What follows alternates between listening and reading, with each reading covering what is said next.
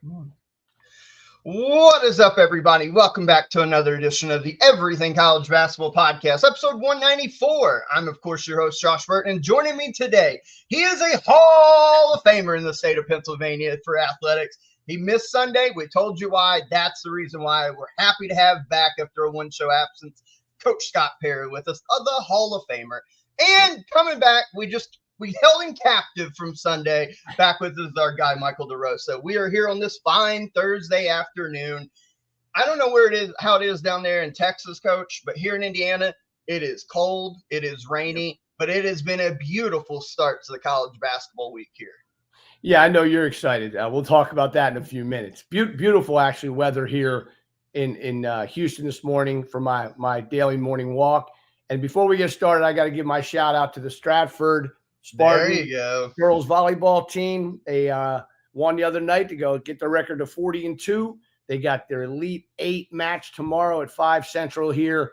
And the volleyball dad here and me is pretty excited about that. And things like I told you guys off the air, I have not been able to do for a very long time. So it's been, one of the great things about a tough situation for me. It's just been, so much fun to watch that team.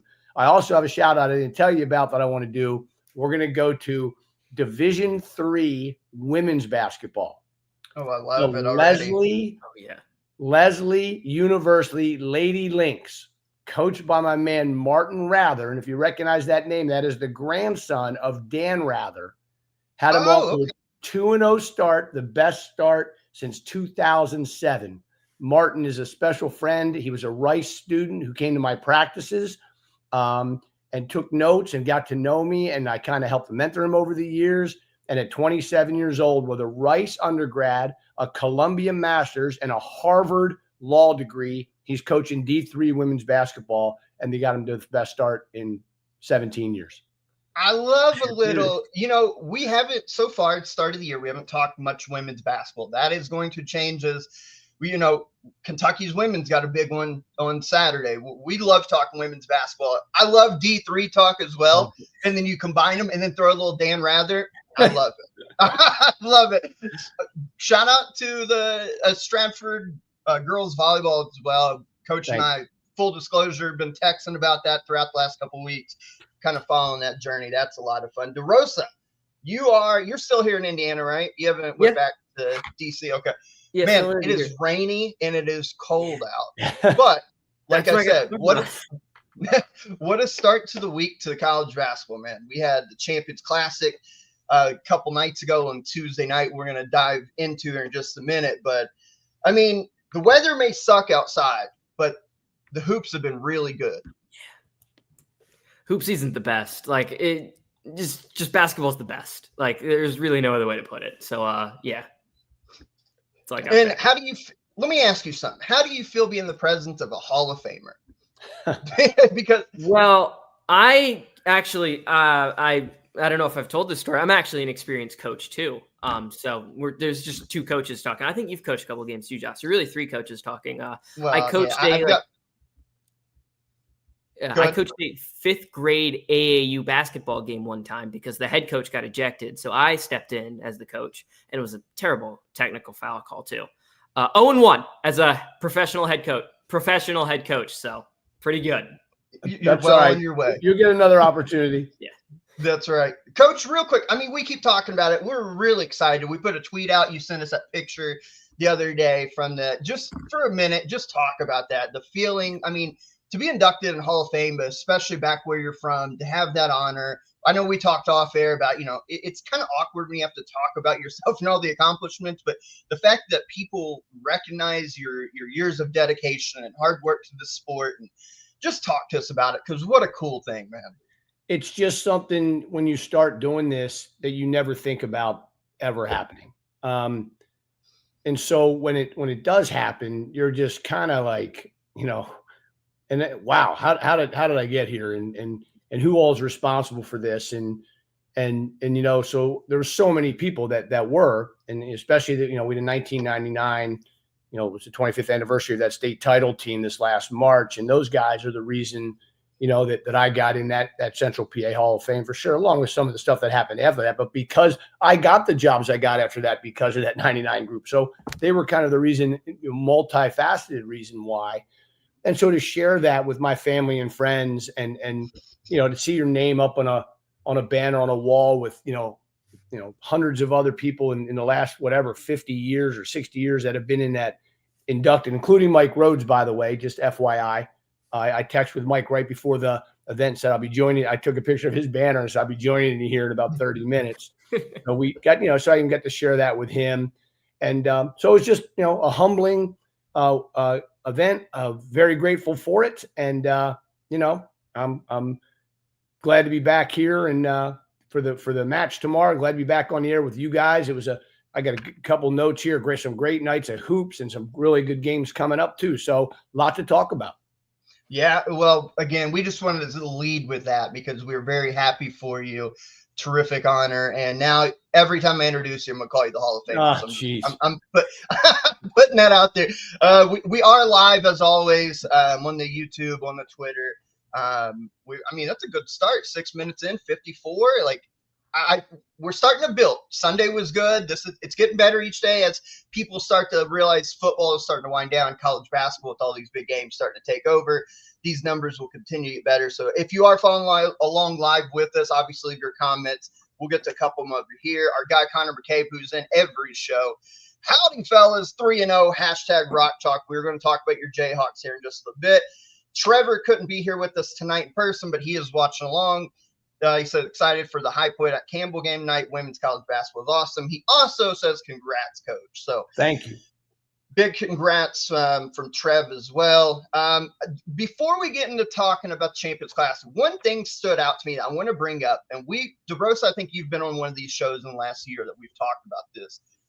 I'm a traditionalist in a lot of ways. I do not want the NCAA tournament touched. I do not want it added to. I don't want it messed with.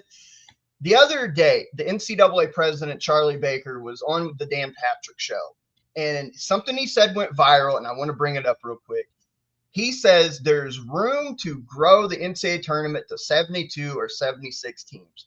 And when I hear that, these are little shots here over the last 6, 7, even 10 months that they've kind of thrown out there that gets out into the media about, well, we could expand it. We're exploring it. We've got committees, the possibility. I'm afraid it's going to end up growing, and I hate it, Coach. I absolutely hate it because it's already hard enough to get 68 teams in. Like, how many years now in a row do we have teams on the bubble who 15 losses or whatever from a power conference that we have no business being in the NCAA tournament? You expand by, 4, 8, 10, 12, maybe even 20 teams down the road. We're going to add a lot of mediocrity to the tournament, and I don't love it. I don't either. I think the March Madness is such a special thing that, I know, look, we all know why they're doing it. I mean, it's the same reason all these conference realignments and everything else. It all comes down to money, and they think they can make more money without ruining the product. Then that's what they're going to try and do. I don't like it either. And I didn't love when they went to 68, but we're surviving that right now. So hopefully it'll stay that way at least a few more years. And if we can, hopefully on for a long time, but inevitably, change is going to happen and they're going to expand it. The longer they don't, the better. Josh, I'm on your side 100% on that. Yeah, DeRosa, I mean, you're younger than we are, so maybe you're more for the change in a little ways, but I don't like adding it where it's going to water it down in a way. I don't like it. Yeah, I love the NCAA tournament. I don't really want it to change, but it feels inevitable to me. So, I don't know. It's just one of those things. It's like eventually I'll get with it, and they're going to grandfather it in slowly enough. Like they're already teasing it, the breadcrumbs. It's going to be grandfathered in that I'm just kind of expecting it. And if it's 72 to start, that's 2 extra games in the first 4. And it's like, that'll be fine to me. Like, yeah, that's fine. And then the more it gets, I'll definitely reach a breaking point at some point. But yeah, I love the NCAA tournament. It's special. The first 4, just 68 teams. It's even I remember some early tournament 64 when I was much younger. You guys probably definitely remember those better than I do. Oh yeah, I remember 64 forever. And yeah. But like you said, Josh, the one thing we don't want to do is look, the Cinderellas and the teams that win that are 14 and 19 or whatever, that's a fun story, whatever. But what we don't want to start doing is just putting mediocre teams and just watering it down. That's the thing I think we'll take away from it, because then the product itself actually gets worse because it's just not as good. No, and you're right about that. Sorry to roast it. No, please. And here's what's going to happen. We all know it. They add these extra teams. It's just a way to get the power conference schools, more of them in the tournament. So you're going to end up with, like last year, you're going to end up with a bad to mediocre at best Villanova or whoever, Seton Hall or whoever, name a team that could not even 500 in their conference, that is barely over 500 overall record, get in. And it's not going to go extra spots for a small guy like an Indiana State who deserved to be in last year. It'll go towards the power conference. That'll make it even more.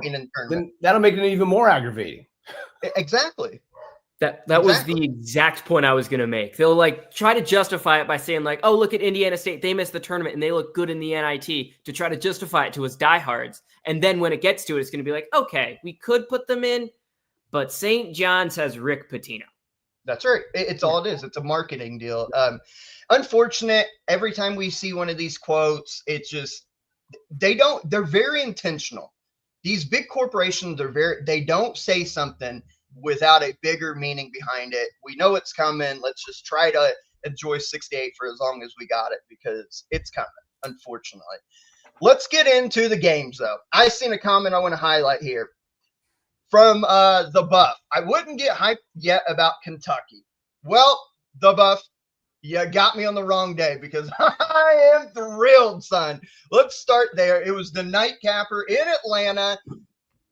Duke, Kentucky. You put those two brands together, magic happens. We know the history of this. Duke had actually won against Kentucky, 9 of the last 11 times. They have dominated and owned this series basically for the last 40 years.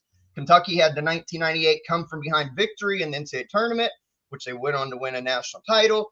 And then they had the one a few years ago with Jamal Murray, Tyler Ulis and company. Every other time they've met, always been great games. Duke's always won. Duke came in. We previewed this Sunday, DeRosa with Peyton. Duke obviously loaded with talent across the board. Young freshmen, they brought in some experienced transfer guys like Mason Gillis. You got some veterans back like Tyrese Proctor. Just absolute top to bottom, maybe the most talented team in college basketball. Then you have Kentucky, the experience factor. A lot of dudes played a lot of minutes in college basketball, but how would they withstand the youth and the talent of Duke? Well, we found our answer out when Duke jumped Kentucky pretty much that whole first half behind the elite defense. Came in. Is it Malawach? I always forget how you say his last name. I think it's Malawach. Malawach. Thank you. I think, yeah. Protecting the rim. Like Duke's defense in that first half was uber impressive. They were getting downhill to the rim. They outscored Kentucky in points in the paint by a large margin. They dominated the first half. But this is what I want to talk about. Kentucky in the second half, they go down 9. The second half, they ramped up their defensive intensity. They gave 46 to Duke in the first half, only 26 points in the second half, because they were able to ramp up their defense, give Duke a little different looks here. And what I want to point out, Coach, I want to ask you about. We've talked about Kentucky's pace of play, how fast they want to play offense and how they want to shoot a bunch of threes. I think people don't recognize, too, pace of play isn't just getting up and down to get transition. No. If you watch Duke the final 6 minutes or so, they look tired. And I think a large part to do with that is because off makes and misses, Kentucky nonstop pushing it. And the comparison I made on Twitter, on my personal Twitter, was it's like a heavyweight fight. You start landing body blows for the first 10, 12 rounds, right? You collect them, and they eventually start taking their toll on the opposing fighter. Kentucky pushing the ball at them nonstop off makes, misses, no matter what. Eventually wore Duke down, tucked their legs from them, and when they collapsed, Kentucky was there to capitalize. huge comeback. I mean, we could talk about this for days. I want to hear your guys' thoughts, but I really thought Duke looked tired, and a lot of that was the credit. Kentucky was relentless with their pressure and pace. And that for the viewers out there, and your point is great, because it doesn't pace of play doesn't always mean you're shooting the ball fast. It just means you are playing fast in your sprinting to your spots. The ball is moving side to side. The defense has to stop the ball in transition. You are constantly putting pressure on them in some way. If it leads to an early shot, you take it. If you get a wide open three, you take it. If you get the layups, you keep attacking. And if you don't, the ball goes zing, zing, zing, zing, zing, side to side. And you're right, as a coach, sometimes you don't panic or get overly concerned. You're down 6 or 8 or 10. If you're missing open shots, if you gave up a few rebounds you shouldn't have, you got to address that at halftime, and you make some adjustments you need to. But if you feel that your pace is eventually is good, and you see them starting to wear down a little bit, you start to feel good about it. Then you make a little run, then you get the momentum, and now you're in your kind of rhythm of the game. And I think Kentucky did a great job of that, and will all year to teams. And they're going to lose games, obviously, but I really like the hire of Coach Pope. I talked about this last week. I think he's one of the best offensive coaches in the game. And more importantly, I think with who they got and how they recruited pieces that fit what he wants done. And to do that quickly in this world is not always easy. And again, I keep talking about him. How I feel about Lamont. So I just love him as a leader on that team. DeRosa, we talk all about this romantic style of basketball. Back cuts where the lane's wide open, a lot of three-pointers. Kentucky starts the game off making their first 5 of 5, hit a shooting slump, but finished strong. They end up shooting 40% from 3 on 10 makes of 20. They made 10 on 25 attempts for 40%, is what I was trying to say. So the offense was there, but it's what won them the game is on the defensive end. They gave up 46 to Duke in the first half, which is obviously way too much. But the way they locked down and played defense, what I saw out of that, the way that they were able, and Coach Pope talked about different stuff. Whether they blitzed a couple times, they dropped into a little 2-2-1 to slow Duke down and give them different looks because of being a young team. They gave them different variety of looks, but they basically manned up and walled up and said, we're not giving you anything anymore. Cooper Flagg went and got his. We're going to talk about his performance and how special of a talent he is. But they basically shut everybody else down behind that stout defense. And what opened my eyes is if Kentucky is going to play defense like that, and they've been good in the first 2, but it's Wright State, Bucknell. If they're going to play defense like that paired with that offense, I'll go ahead and say it. I think this team can make a Final Four. Yeah, I think one concern I have with Kentucky in making a Final Four is I don't know if they still have that alpha yet, that like one guy, it's like game on the line, who you spreading out getting a bucket to. Like that one. I think in this system, though, and Coach will agree or disagree. I think the system's predicated on every night's going to be somebody new. I don't think in the way Pope's wanting to play, one night it will be Andrew Carr and Otega Owe. The next night it may be Kobe Bray and Jackson Robinson. So I think they've set it up with that deep. They go legit 10 deep. So if somebody's off or 2 people are off, they've got 2 or 3 more people that could potentially step up. As they make you guard, and they make you guard the whole half court. Oh yeah. So and that's where this kind of style has made it a little bit different. Like, as we talked about this a little bit, I didn't like how Duke handled the end of the game. I didn't like those 2 possessions. As great as he played, that was just stand there, watch, load up, and he put the ball on the floor a couple too many times, and they got 2 turnovers. But one thing Kentucky's system forces you to do is guard that whole half court. You can't just load up on them. And if that's the way they're going to keep playing, I'm not ready to say Final Four. I know Josh got his hat on there. He's all excited. But I'm saying they're a good team and they're well coached, and I like their pieces. And as a fan now, like for me, because like I told you guys earlier, I don't get to watch many games when I'm coaching. I like watching Kentucky. I like watching them play. And I'm taking some notes because we ran a ton of 5-out stuff, and I like all that stuff. Yeah. When Kentucky hired Coach Pope, I texted Josh almost immediately and was like, I loved the hire. Like, I watched that team at BYU last year. I mean, it's a different talent level he has at Kentucky. He brought over his best player, but like kind of the similar problem that I'm seeing in that, like, they didn't have that go-to guy late in the game and they kind of struggle at times. But yeah, to Coach's point one, you have to guard the entire floor. Like, even like there were a couple times where Malawak was a little further back when either Garrison, Williams were handling the ball. And it's like, okay, yeah, you can step back, but they're good. They have enough space to make that pass. It's kind of the same thing they'd say about Rajon Rondo back in the day. It's like, yeah, if you give him space because he can't shoot, it's one thing, but he's going to find the pass and make it. And it's kind of similar with Kentucky's bigs. Obviously, dear goodness, not to the same extent of passing as Rajon Rondo to Amari Williams, but like similar philosophy, broad stroke there, one. And two, you mentioned with the late game possessions, it did look like Duke was tired, the pace, and Lamont Butler, I thought, did an excellent job of controlling the pace, knowing when to run, knowing when to stop, knowing when to settle down, find the open man in the paint. I thought he did a really good job running the team. But with that last possession with Flag, another thing was they cleared out.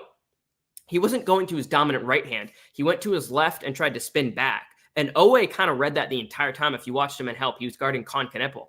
He's in help the entire time, kind of looking like, okay, Flag looks like he's going to turn back. And then the second that ball was on the floor and like in front of him, Owe's like, this is mine. And he just took it and made a winning play because that's what Otega Owe does. He makes winning plays. Well, he was phenomenal, and I want to talk about him. But you talk about that spin, Coach Pope and even Andrew Carr and all the guys. Andrew did, but Otega talked about it in postgame. They knew all that on the scout. They went in halftime and talked about, hey, when he makes a move, 90% of the time, Cooper Flag being, he's trying to spin. Especially if he goes left side of the block, he's trying to spin back middle, goes right. He's basically just trying to spin back middle to get himself set for a lot, whatever. And so they were sitting there, and Otega talked about it. He said, I figured he was going to spin because Andrew Carr was guarding. So I just kind of played my gap coverage there. And when I seen him pound the ball left, I knew he was going to spin and come back. So I had my hands in in my gap waiting on him. Otega Owe, phenomenal. He has been Kentucky's best player through the first 3 games, even dating back to exhibition games. He has been so good, and we kind of talked about him. I talked about him in the magazine. DeRosa, I know you raved on him coming in from Oklahoma. But, man, he came in as a guy that was a much better catch-and-shoot type of player than he is off the bounce or anything else. And, man, I feel like he's just one of those guys that now when you've seen it in action, he gets the ball, it's like, this is going in. But if you close out and try to take the airspace away, he's athletic enough that he can go by you and finish. And then defensively, Lamont Butler as a 1-2 backcourt defensive guard pairing. Lamont's a little better on the ball. Otega's a little better reading passing lanes off the ball. But, man, you can't really find a better defensive pairing than that in the country. I thought Otega Owe down the stretch made every big play possible. The steal, the deflection, getting to the line, making all of his clutch free throws, the offensive rebound. Yeah, Flag the offensive rebound. Yeah. Special. He's phenomenal. Like, he has a chance to have a really special year. I don't know, because the SEC is so deep, I wouldn't say maybe first team, but if Kentucky was to be as good as maybe we think they can be, I wouldn't be shocked if he's like an all SEC first teamer by the end of the year because he's off to a phenomenal start. And then Andrew Carr, coach. Andrew Carr, dude, had a good start at Delaware, played really good last year for Wake Forest and his time there. And he comes over, and in the biggest game to date so far, yeah, Cooper Flag kind of tuck it to him. He did his best on defense, but any time in that second half Kentucky needed to play, who'd they get the ball to? They got it to him in a 5-out shot fake, attack the rim, get himself composed, going to work on Malach when he was kind of limping, tired. You can't rave enough about the veterans and Owe and Carr down that stretch in the second half. Big guys that can shoot, and then and you have to close out on him, and he can put that shot faking and also put the ball on the floor. I mean, what a tremendous skill set. I mean, fits what they do perfectly. And also, like, look, I got to, give Cooper Flag his flowers too now. I mean, this kid was I'm going to get to him just a second. He is phenomenal. So good. DeRosa, Kentucky's stat line, we talked about 10 of 25 from 3, 17 of 24 from the foul line. They left 7 there hanging, but they made the ones that mattered the most. I want to give just some love real quick to Brandon Garrison.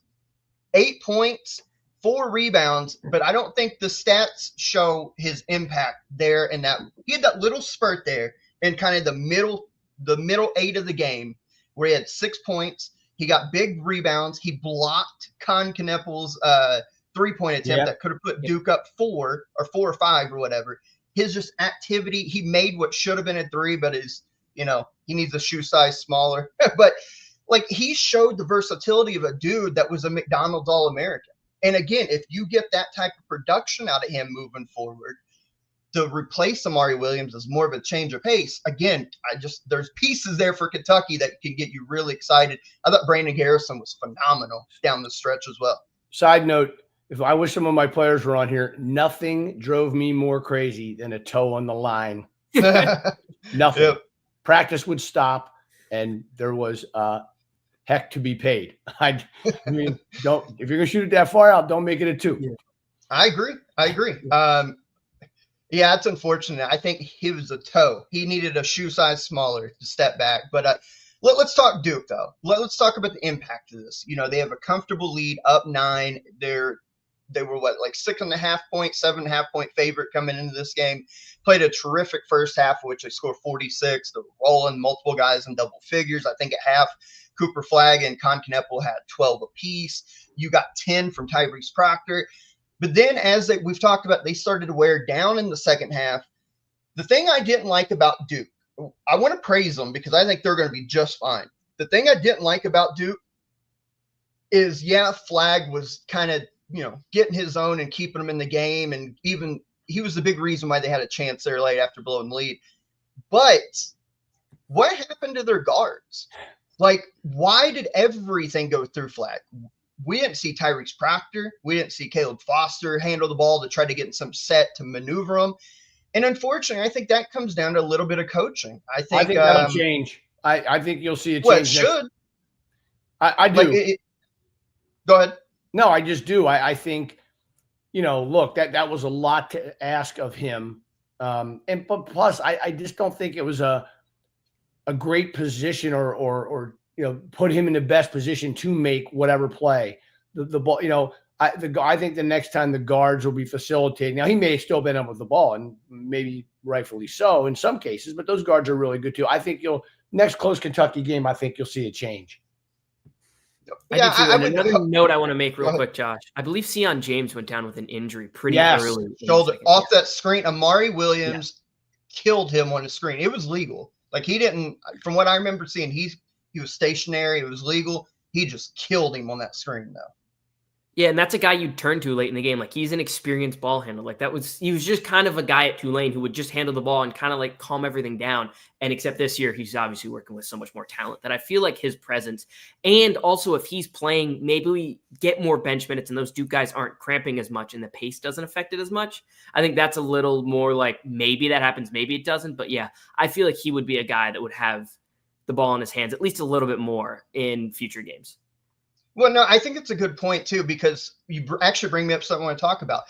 Duke was kind of, thought to be coming in like Kentucky that could go 10 deep. But I think coming out of this, if you don't get much out of Mason Gillis, who I was disappointed in, he was terrific, had a terrific career for Purdue, thought he would be more of an impact in a game like this. He didn't really do much.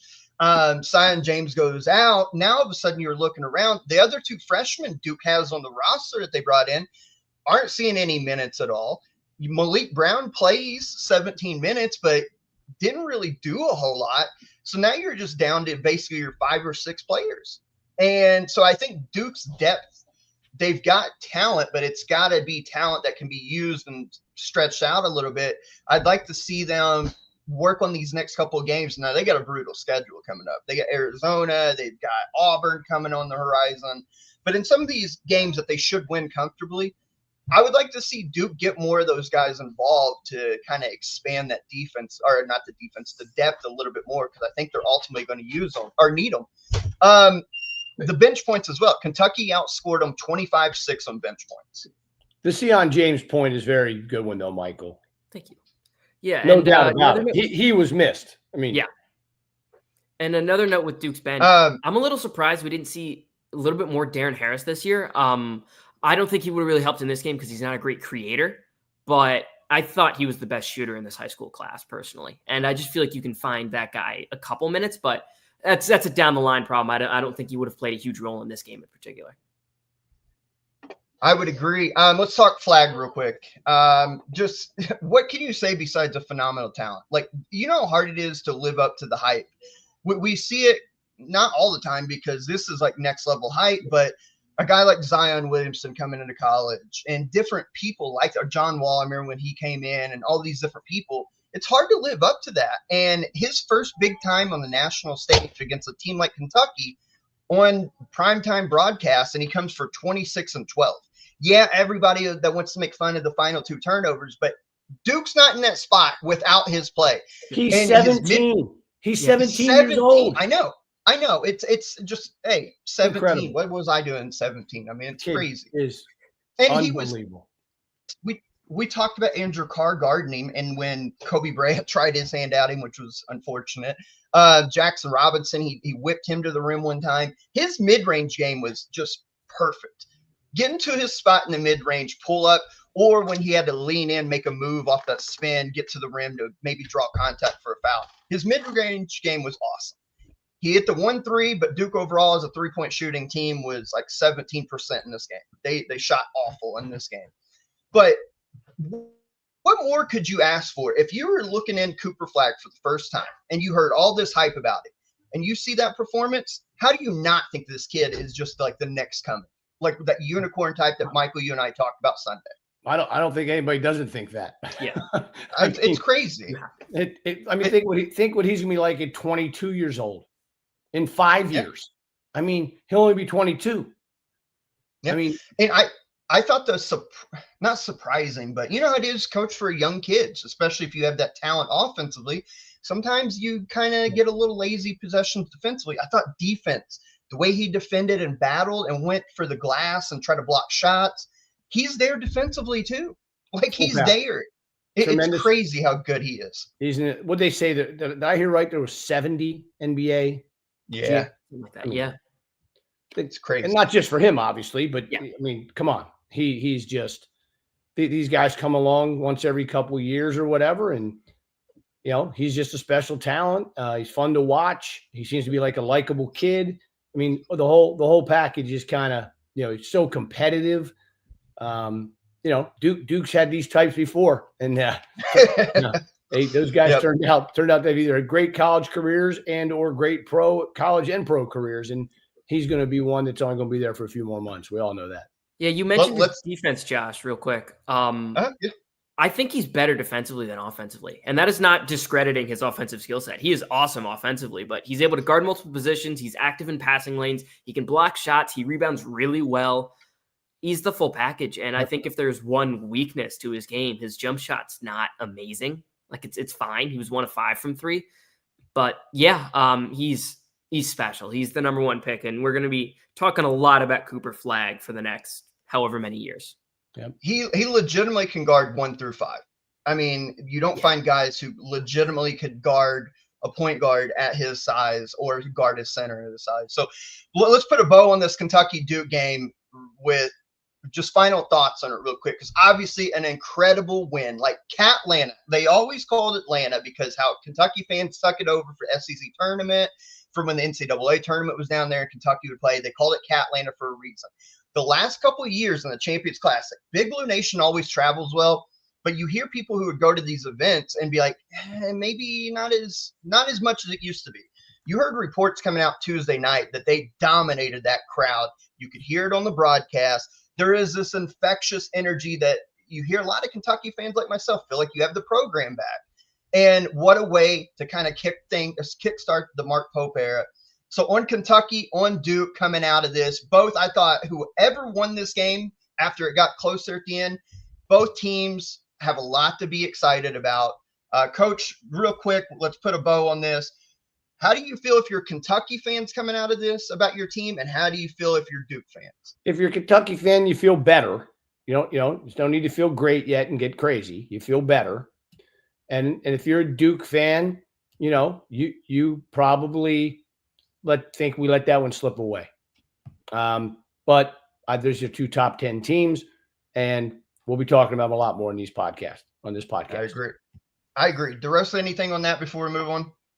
Yeah, if you're a Duke fan, I feel like your team's gonna. I feel like the stock of both teams raised up. That if you're a fan of either team, I I feel agree. like long term you should feel fine. Kentucky fan, that ball movement was amazing. It just looks so different than last year. That I understand why Josh feels like he's got the best team of all time. I don't know if I agree with that, but I didn't say that. I didn't say that at all. sure you didn't. Kentucky fans don't overreact, Michael. What are you talking about? We don't. We don't at all. Let's move on before you guys start ganging up on me here and you just met. Let's go to the first game of the Champions Classic.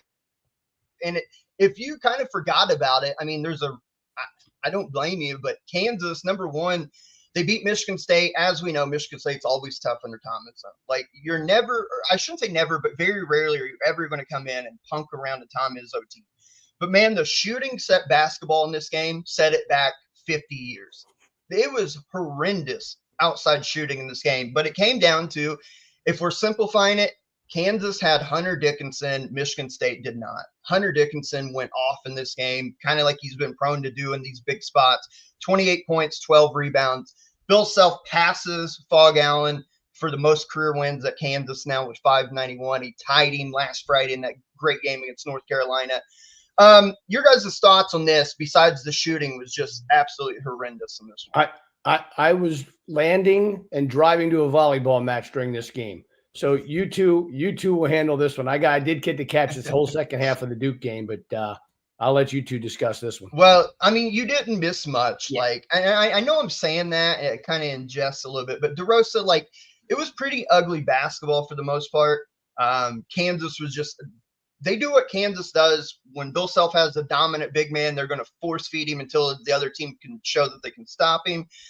Dickinson had whatever he wanted in this game. I thought Zeke Mayo didn't score much like he did against North Carolina on Friday night. He had 6 points in this game, but he chipped in 10 rebounds, 7 assists, and defensively was really good on Jaden Atkins. He held Jaden Atkins to 2 points, basically guarding him the whole time. And I thought that was the story of the game.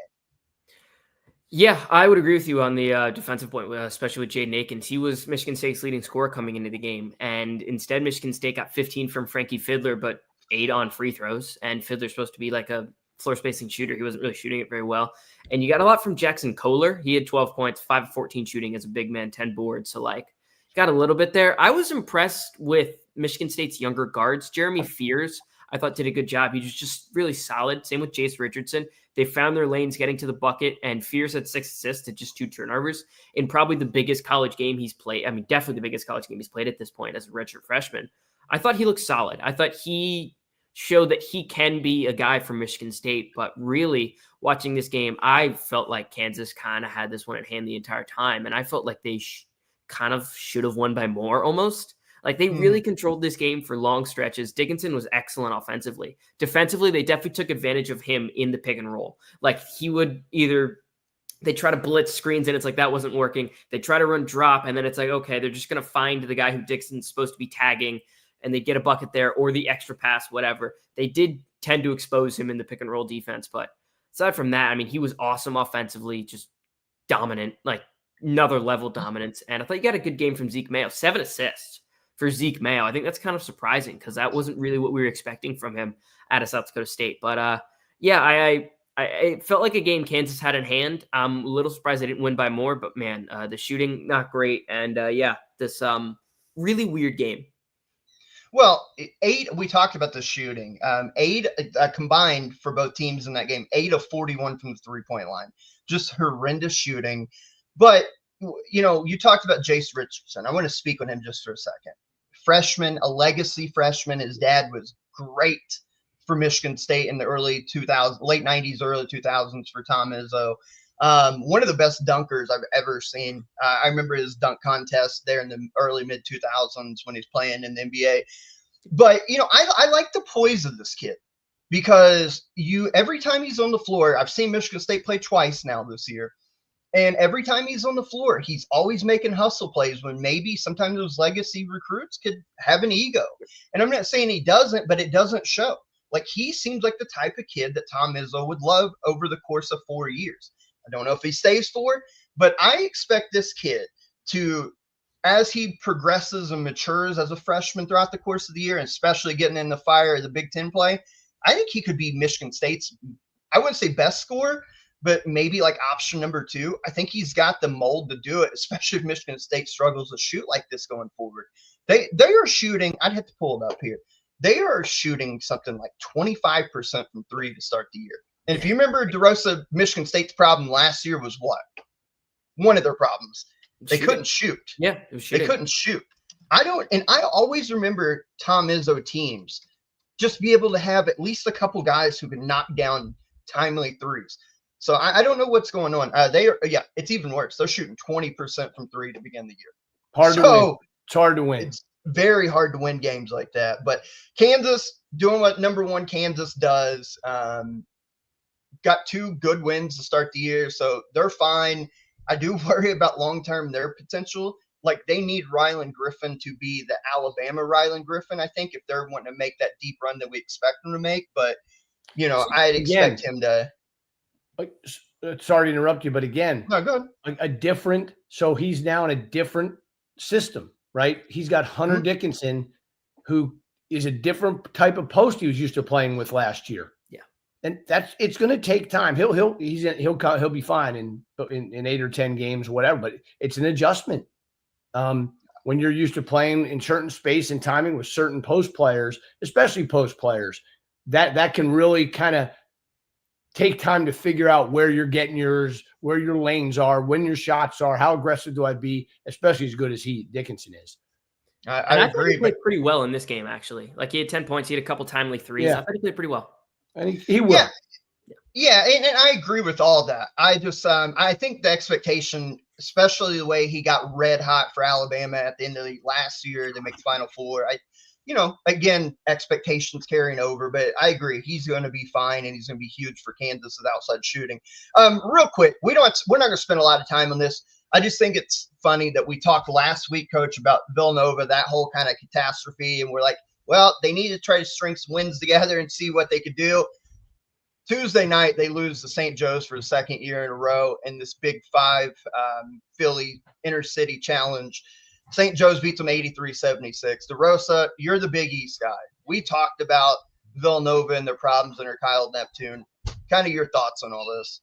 Yeah, real quick, just want to tie quickly back to the Kansas game because there's one point I forgot to mention. Kansas's transition defense off made buckets. I know Tom Izzo teams, obviously, they love to push in transition on made buckets. That's something they do really well.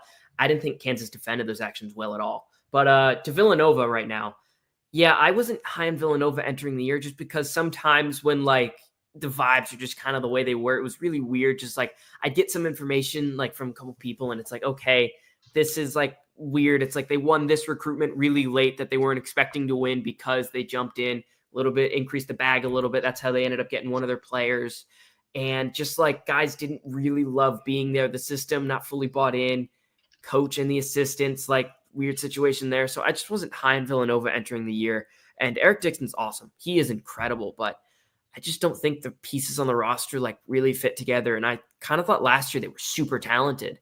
And this year it's just, they're talented. Like Luka Poplar's an excellent player. Jameer Brickus has proven at LaSalle that he is a solid point guard. You've gotten guys on the roster, but just, I don't know how well they fit together. And you kind of got beat at the guard positions this game. And they were just, I don't know. It was just another really weird Villanova game that I feel like that they're just kind of the team at this point that they're going to play a very similar game to just about everybody. Where like they're playing an awesome team. They can play up to that level, but then they're playing a St. Joe's and they can also play down to that level. So I don't know what to expect this Villanova team. I was never optimistic about them. I had them 10th in the Big East this year, which was pretty hot take, but I don't see any evidence to the contrary yet. And now tomorrow we have both our coaches retired because we hate NIL Bowl. Villanova. Yeah, that's right. Yeah, it's funny thing is, 5 years ago, this would be a marquee game that we would talk about, and nobody cares. Like nobody cares now. This game might not hit 100. No, God, no. Like I would take the under on like 75. Yeah. I will be anxious to see the result. I actually will be anxious to see it. And look, I'm good friends with Ron Sanchez, so I hope he does. I hope he does great. Right. Speaking of, let's talk about some of these weekend games because boy, do we have some good ones. Let's start on Friday night, tomorrow night, up in West Lafayette. We have number 2 in the ECB poll, Alabama traveling to West Lafayette to play number 14 Purdue in a true road environment for the Crimson Tide. You look at Alabama this year, early stats, they're 3-0. They've played two pretty decent opponents, right? In Arkansas State, and obviously McNeese. We all think that they could be one of the better lower mid-major teams in America. Alabama, the thing that stands out to me, there's two of them. One, their defense, it seems like they've spent all summer focusing on that. You get Cliff Amore in the back. It's going to help shore up some shot blocking, rim protection. But as a whole, I like how their guards are trying to put more ball pressure. They're playing gaps a little bit more.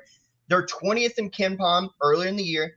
If they stay, let's say, top 40 defensively, this Alabama teams will be as good as we think they will be. When's Bama, Kentucky? Huh? That is that game, January 18th. Okay, go ahead. Sorry to interrupt you. I can't wait for that game. Yeah, they played twice this year, by the way, home and away. So that's good. Fun. Hope you play 4 times. DeRosa, Alabama's not shooting the three well right now, 30.1%, but the tempo is 9th in the country. Their average possession on offense is 14.3 seconds. It's 10th best in the nation. So it's Alabama that we thought they're going to play fast. They're going to spread you out. They're going to look to run. But it seems that they're putting a bigger focus on the defensive end. And you're playing a Purdue team playing at home that's known historically under Matt Painter for really tough defense. They've got an All-American guard in Braden Smith. They've got a knockdown shooter in Fletcher Lawyer. They just lack a little bit of the size that potentially that they had the last couple of years. But when you look at Alabama against Purdue tomorrow night, what do you see kind of keys and all that? Yeah, so this was a game little before we went on. They released a couple spreads in Vegas on a site that isn't paying us any money, so therefore I'm not going to shout them out. But this was a real money spot for me. I took Alabama in this spot. I think the injury to Daniel Jacobson with Purdue, I think it makes a big difference. They were relying on him a lot. They were getting him the ball a lot, and it's kind of how they want to play. That I want to see how they look if they try to run TKR more at the 5. When I wrote the preview for the magazine, that was something I was looking for. Are they going to be able to run TKR at the 5? How does he look there? How does he kind of change the dynamic of their offense? Because he is really skilled. He's able to score on the perimeter and score inside. He does a bit of both. I wanted to see how he looked in this spot. I want to see how they try to use him at the 5, but I don't think Purdue's getting the same quality of shot they were last year. Like, you throw it into Zach Edey, swing, 3 ball, and you have excellent shooters. That thing was money every time. I don't know if they're going to be able to generate that same opportunities. And with a guy like Cliff Amore able to manage the paint in this game, I don't know if Braden Smith's going to be able to be as effective getting to the lane and dishing it out to these other guys that I think you could force Purdue to play a little more one-on-one basketball than they're accustomed to. And I think that favors Alabama in this spot, especially without Jacobson to be that God, I can't think of the word, but like that, he's just able to get the ball and you're like, okay, good. Our like an outletter. Get him a bucket. Yeah, exactly. Like a finisher outletter. Coach, a couple things I want to ask you about because you would know better than us. Yes, definitely. One, we talk about Alabama's pace of play style. Even with Cliff Amore, they're going to play fast. They'll spread him out to be a passer, and then he can dive to the post. Purdue does have a big, the Swedish 7'2" kid, Will Berg. But as DeRosa was talking about, do they go small and finally move Trey Kaufman into the 5 to match up with Alabama's speed and quickness there? Because TKR he is familiar with Cliff Amore playing in the Big Ten when he was at Rutgers. And maybe that matchup, you match small for small.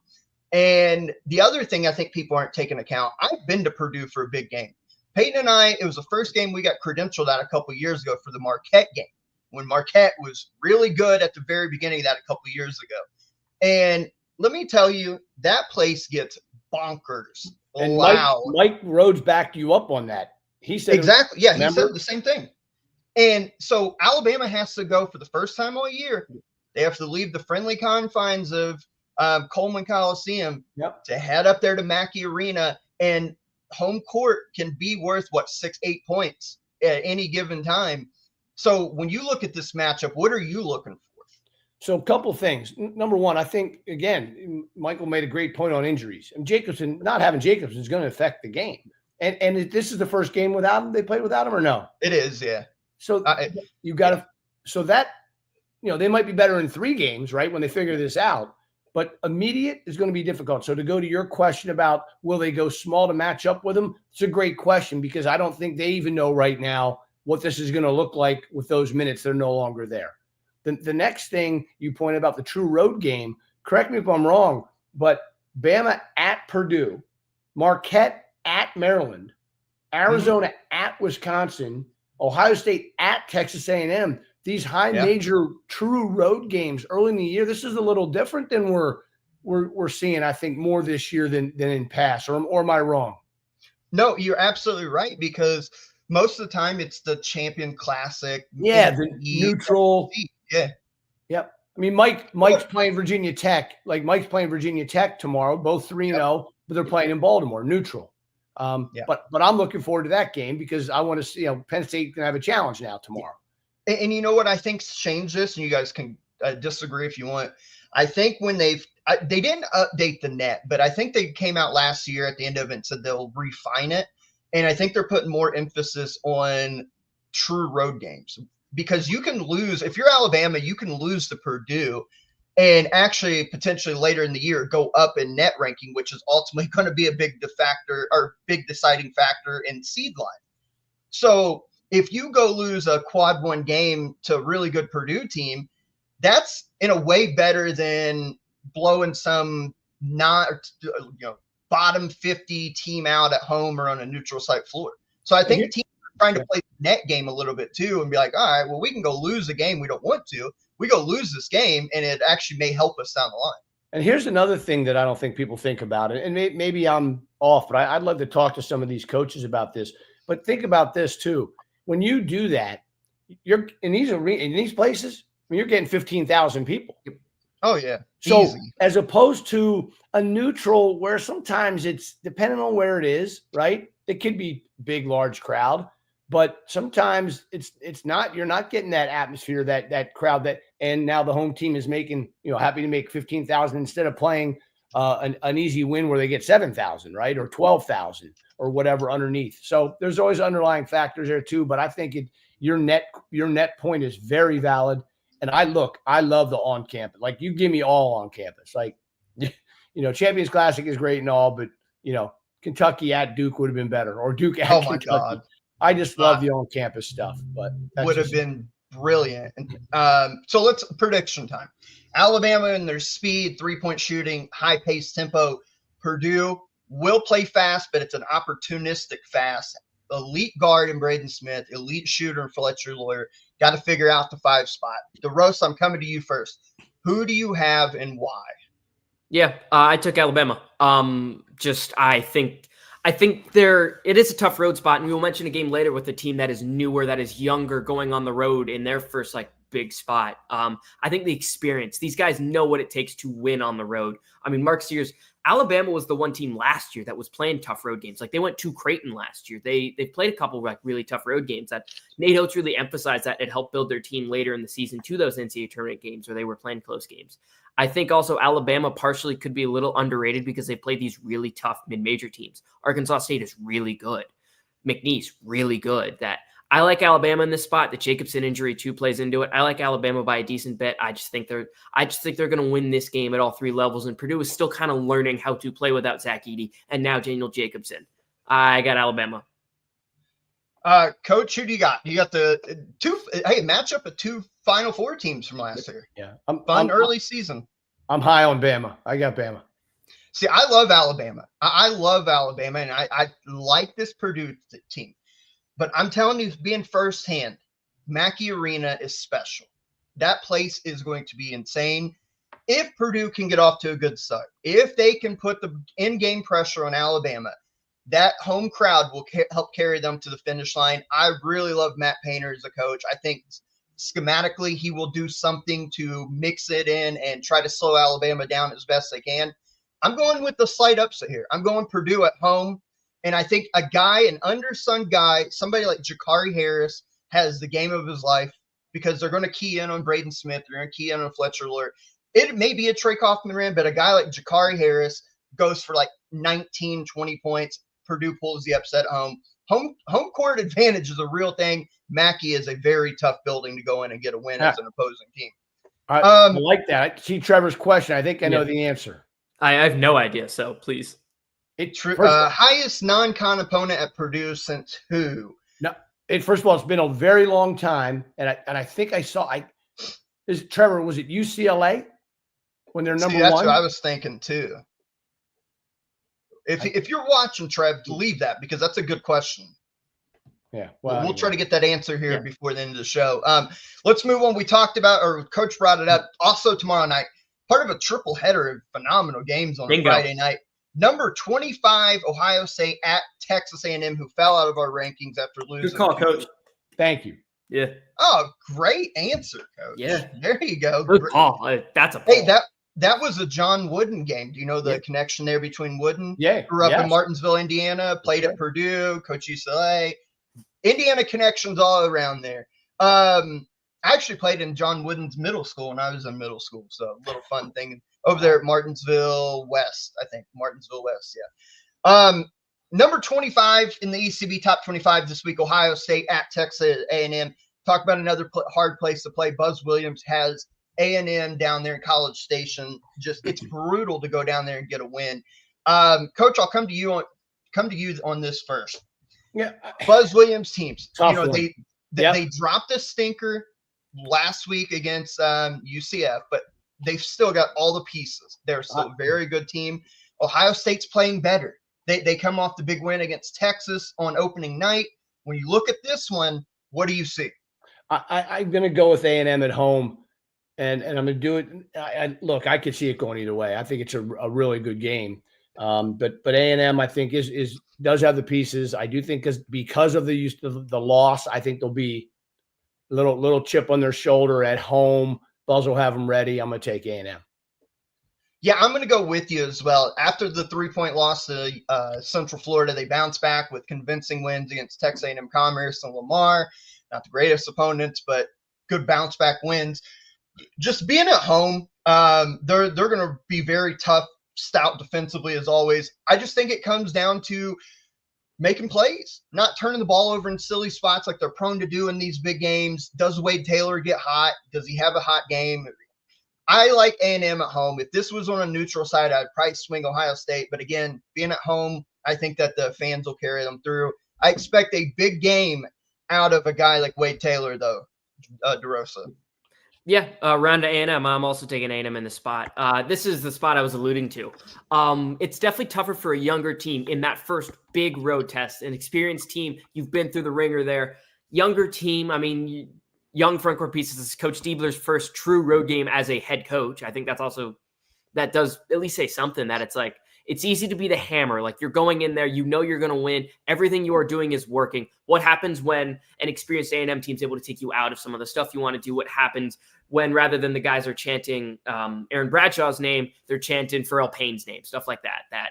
I lean A&M in the spot. I think A&M matches up pretty well. And experience, home court. To round things out tomorrow night, we have number 10, Arizona, going up to Wisconsin. Again, I think the theme of this is home court advantage, because the Kohl Center historically over the last 2 decades has just been a factory of nightmares for opposing teams. And Arizona, they blew out Canisius, they blew out Old Dominion, 2 kind of let's get the season started, get right victories, however you want to look at that. But this could be a trap game because they're on the road at the Kohl Center, a tough environment. And on the peripheral next Friday is Duke coming to Tucson. Coach, is this a trap game for Arizona, being on the road, knowing Duke is coming to your building a week from now? Give me the Badgers in the Kohl Center. Woo! I love it. That's why I was trying to tee you up for it, too. You had no idea what I was going to say, but you did. I'm with you. Michael, what do you think? Yeah, I'm going to go with the other side. I'm sorry, guys. I don't think it's a round of Badgers. I'd like this Arizona team. I think they're experienced, and we've gotten a good version of John Blackwell. I think if Wisconsin's going to win, they're going to need him to play really well. I think this game's going to be close. This is not a confident pick whatsoever. Like, I could absolutely see Wisconsin winning this game. This isn't like put your mortgage on it or whatever. But yeah, I lean Arizona, but I think this is going to be a good game. This is going to be fun. I tell you what, I've been impressed, by the way. I've covered Toby Awaka when he was at Tennessee for a number of years. Yep. Good defender. Last year really turned himself into a viable scoring option. He led Arizona the other night with, I think it was 17 points. If he's going to give you double-digit scoring, Arizona is just that much tougher to play against. Yeah. But the Kohl Center is what I keep coming back to. I think they find a way to muck this game up, control tempo. Greg Gard's probably not want to play fast. I mean, tempo right now is 329th in the nation. Wisconsin doesn't play fast. They're going to muck this thing up. They're going to slow it down. And you talked about John Blackwell. Max Klesmith will shoot the lights out of the ball, I believe. I could see him having a 5, 6, 7 3-point make type of game. Give me the Badgers after slowing the tempo down in an ugly game, winning like 69-64. I'm going Badgers, Coach, with you. I love that. I love the upset. Arizona's, yeah, I agree with Michael, too. I mean, Arizona's really good. I'm just going with the home upset. Oh, of course they are. Yeah. Absolutely. Saturday, two very interesting teams. Wake Forest, who just missed out being ranked by us this week, on the road against number 24 Xavier. DeRosa, Big East team. Xavier, a lot of hype this year from people, but a good Wake Forest team, kind of similar. To me, these two teams feel similar. A lot of hype, a lot of kind of underrated appreciation for both teams this year, both with expectations. What do you see when you see this one? Yeah, these teams haven't impressed me a ton yet. I think Xavier's still kind of getting connected. I don't think they're fully connected yet. And I think Wake is running Hunter Salas at the 1 a little more than I'd like. I think he's better off the ball. Oh, he is. Play him at the 2. Play him at the 2. I think they need to do that a little more. I'm going to take the home team in Xavier. This is not another, I'm not super confident in this one. I just think Xavier's at home, and I love Ryan Conwell. He's been excellent this year. I think we're going to get a good game out of him. And the injury to Omaha Billieu, I think, plays a difference. I'm not confident whatsoever, but I'm going to take the Musketeers in this spot. Coach, I agree on the Salas thing. If they insist on playing him at point guard a little too much in this game, I really like Xavier. The other thing that worries me a little bit about Wake Forest is, again, 3-point shooting. 25.9%. They've not been able to find a rhythm yet. And to win on the road, you got to make some. You got to open the defense up. I like Xavier in this. I like Wake overall for a good year, make the tournament and all that. But I like Xavier protecting home court. Even though Wake has my guy Parker Fredrickson, who can really shoot, and hopefully if he's going to make some. But I'm going to go with Sean and the Cintas Center and the Xavier win here. So we went clean Xavier sweep. A couple other ones. We won't go in depth on them. I just wanted to mention, you guys can give them thoughts if you have any. Also this weekend, very interesting matchups. TCU at Michigan. Dusty May, coming off of the loss to Wake Forest that we talked about earlier in the week. Do they bounce back against a game TCU team? Jamie Dixon is, I think, just such an underrated coach every year. He always has his team ready to play. That'll be an interesting one. Very good mid-major matchup coming up here. UAB was a part of Coach's first bank on it victory the week 1 where Vermont beat them, but they play a High Point team that some think that High Point could go undefeated this year. And I think UAB, Andy Kennedy will really put that to the test, but High Point at home in a really interesting matchup. Number 15, Marquette at Maryland. DeRosa, I know you mentioned that briefly. Maryland freshman sensation Derek Queen, opening game in his college debut, 22 points, 20 rebounds. Can he lead Maryland to a major top 15 victory over Marquette? Very interesting. And then South Carolina tomorrow night, South Carolina at number 17, Indiana. South Carolina loses opening night to North Florida. We've talked a lot about this Indiana team. Neither team in particular shoots the 3-ball well. So who controls that? Does Indiana's defense kind of lock up shop? Because I don't think South Carolina scores the ball particularly well. Of those games I mentioned, or any other ones, Coach, you mentioned Penn State, Virginia Tech. Anything you guys want to touch on that before we get out of here? But last thing, and I'm done. I'm intrigued on Loyola at Princeton also. Yep. Very good. Princeton looking to get back to the tournament. Some think that maybe they can win a game or two this year again. Both 3-0. Could be an interesting game. Yeah. DeRosa. I was just going to real quick. I want to see how Marquette tries to defend Derek Queen, who I've been really impressed with this year. And if they try to double, can Maryland's guards shoot it? That was what Maryland really struggled with last year. Their shooters weren't great, but this year you have Selton Miguel, you have Jacoby Gillespie. Those guys can really shoot it. We'll see if Maryland's ready for the test. That game, I think, is really interesting. Just so different styles. A lot of fun basketball coming up this weekend. We will have all the reactions and more on Sunday's episode for episode 195 of the Everything College Basketball Podcast. But wrapping it up for Coach Para, for our good friend Michael DeRosa, and shout out to the Stratford volleyball team as they head into the Elite Eight tomorrow night. We appreciate the hell out of all of you. Big show tonight, big live crowd. We appreciate all that. Tune in to us on Sunday for episode 195. Until then, enjoy your weekend. Watch college hoops. Good weekend ahead. Until then, we'll see you later. Peace.